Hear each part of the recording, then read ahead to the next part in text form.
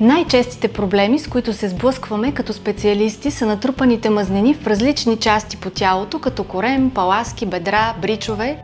Също така хормоналното окосмяване от мъжки тип на нетипични зони по лицето и тялото на жените и сухата, дехидратирана кожа с финни линии и бръчки. Тези проблеми се дължат на различни причини.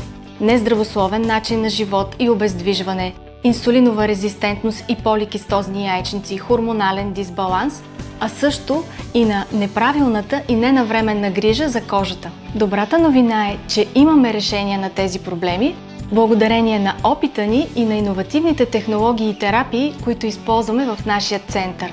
По време на Естетик Експо може да се консултирате с мен и моят екип и да получите ценни съвети как да поддържате здравето и красотата си. Очакваме ви!